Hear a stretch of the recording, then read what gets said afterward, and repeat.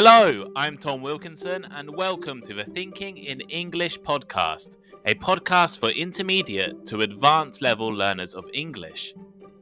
Currently stuck in an immigration detention hotel in Australia and facing deportation, tennis superstar Novak Djokovic is stuck in the center of an immigration battle. So, should he be allowed to stay in Australia? Let's talk about it on this episode of Thinking in English.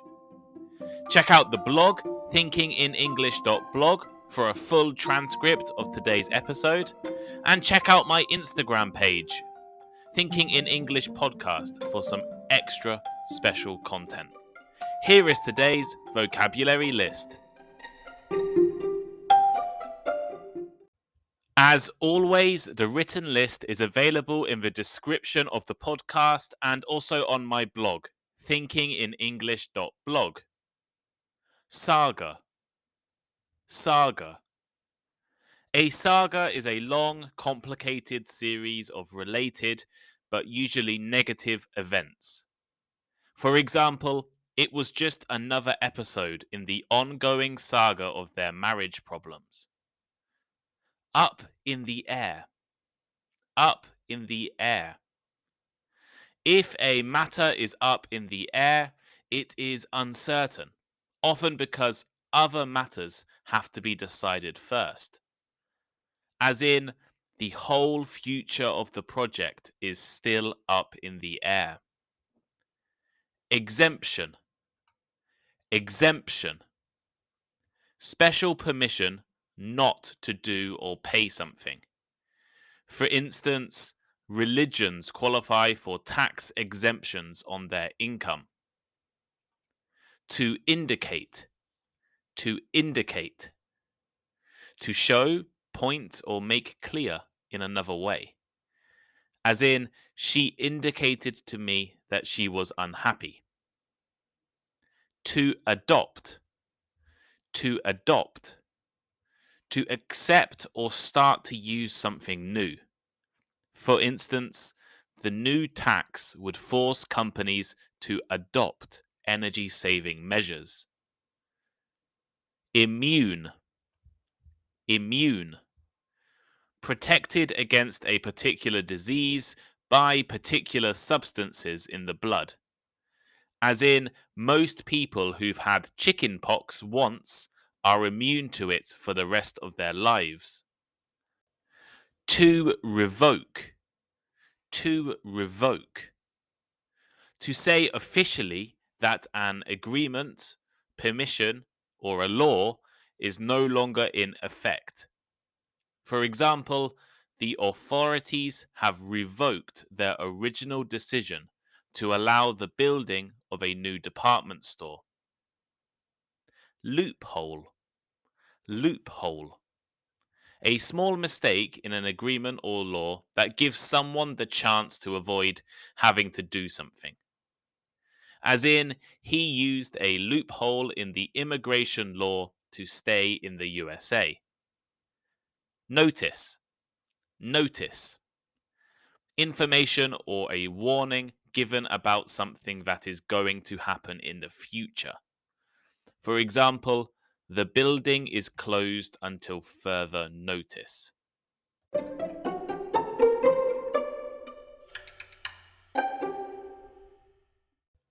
International news over the past week has been dominated by the saga of Novak Djokovic.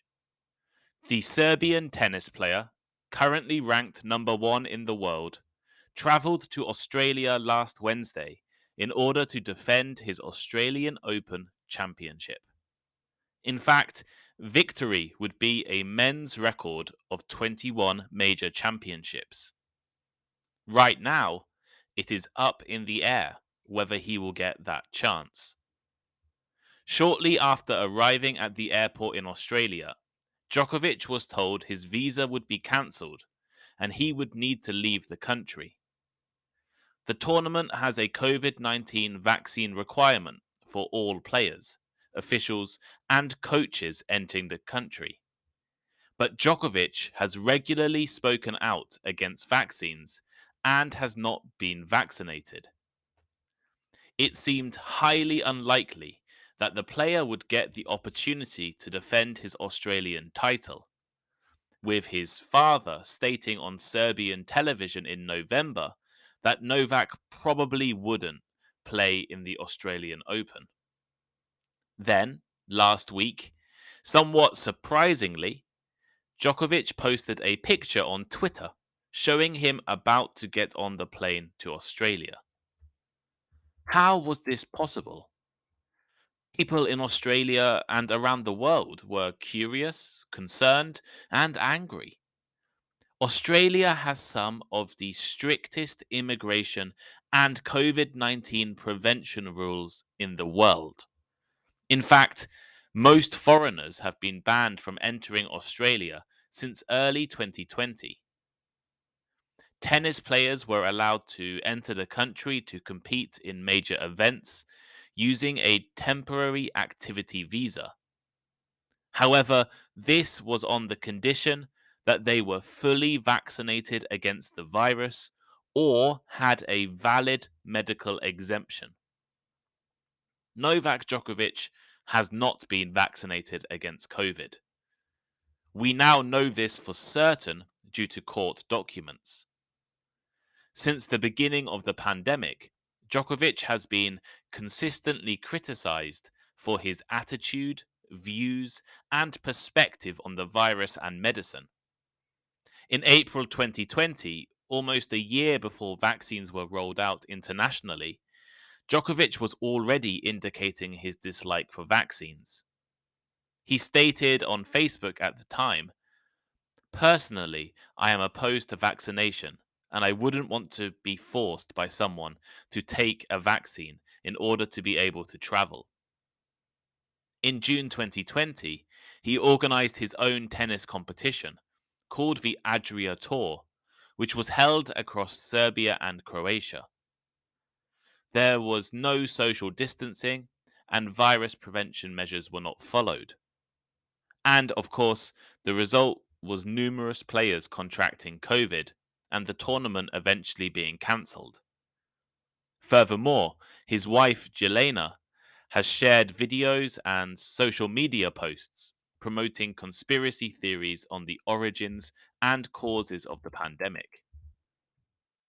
Djokovic has long had an interest in alternative healing and has often voiced his skepticism of modern medicine. He believes in telekinesis and telepathy. These are mind control techniques. He adopted a gluten free diet after his nutritionist, Igor Setoyevich, placed a slice of bread on his stomach, and Djokovic felt weaker. And that is actually true. It's in his own book, Serve to Win. In 2018, he fell out with his former coach, Andre Agassi, after refusing to get surgery on a serious elbow injury and instead trying to heal it using alternative medicine. And of course, he had to get surgery eventually because the only way to fix it was with surgery. So, if Djokovic was not vaccinated, he must have been given a medical exemption to travel to Australia. And according to Tennis Australia, the exemption application process was anonymous and overseen by an independent medical body. Usually, medical exemptions are only given to people with severe allergies or with illnesses that compromise their immune systems. Djokovic was given an exemption due to recently contracting COVID 19. So, after testing positive in December, the second time in 6 months, actually, it is believed that he was allowed in due to being effectively immune to COVID. Despite this, Djokovic has refused to reveal any details of his application process or the medical exemption. It emerged last week that while this exemption was enough for the tournament organisers and the Australian state of Victoria, it did not satisfy Australia's federal or national government.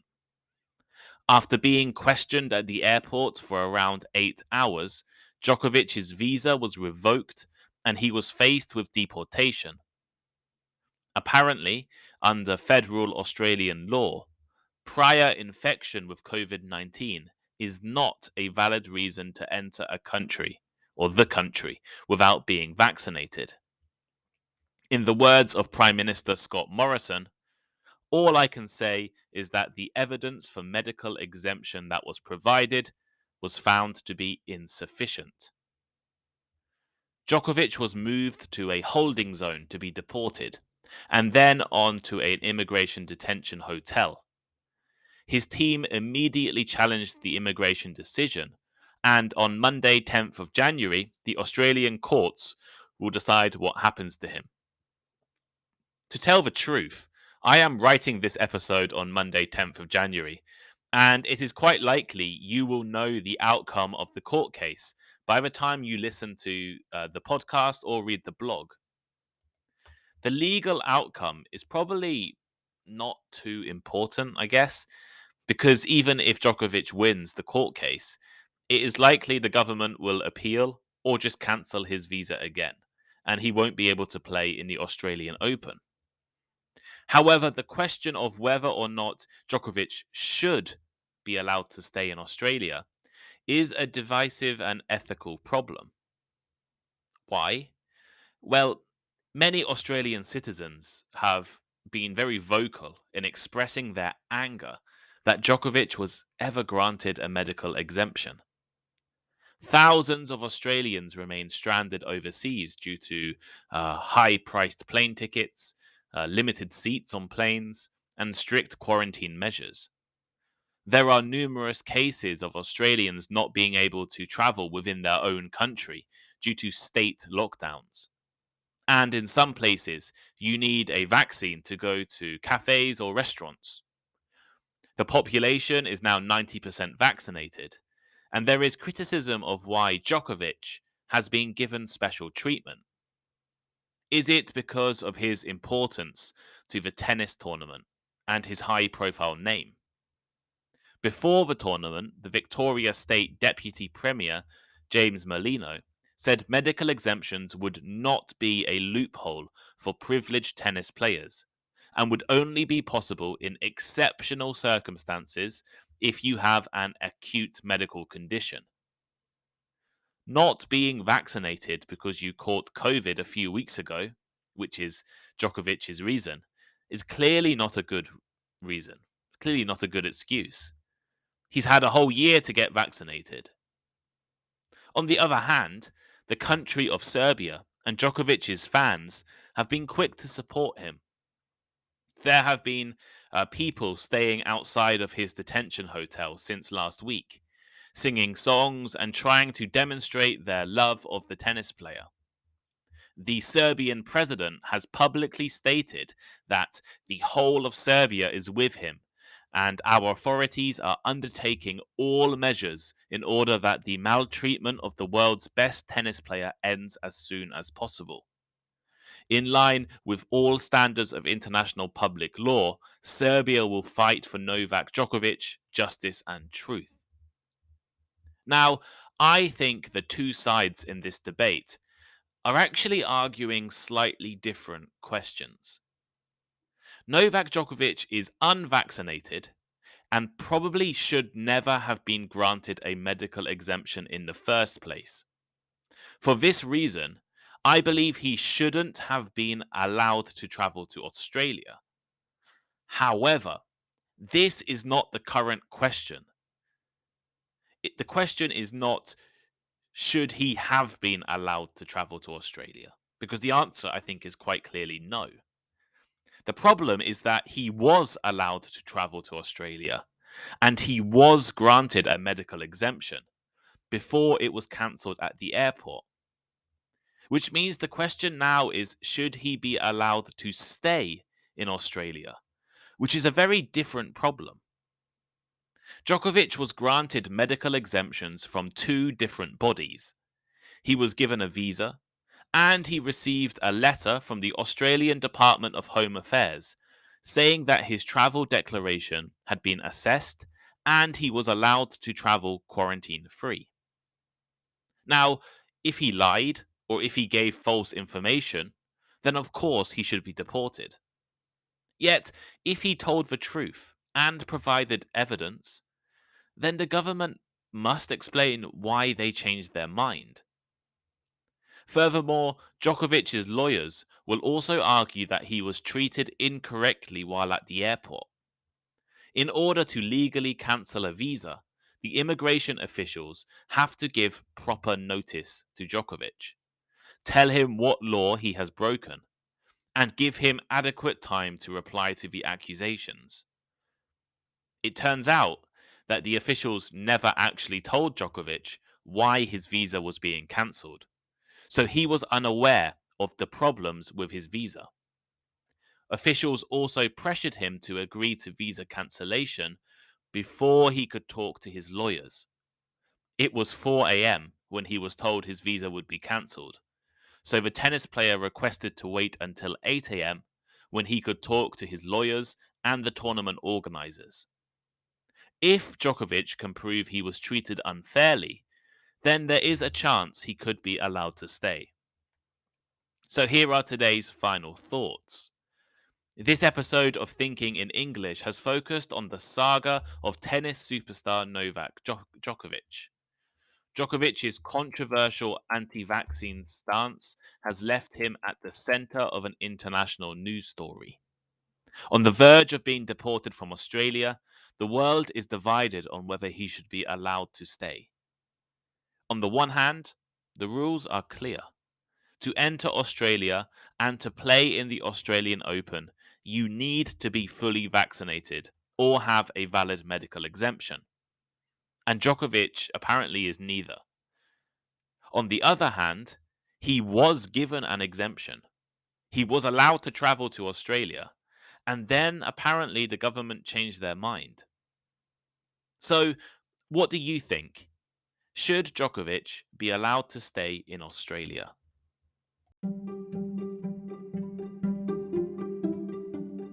Thank you for listening to today's episode.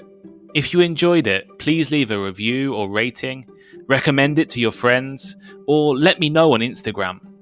My Instagram is Thinking in English Podcast. The link should be in the description. And make sure you check out the Thinking in English blog.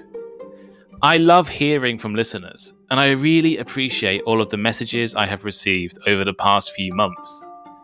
Feel free to send me a message or give me some advice or recommend a topic. Have a great day, and I'll see you next time.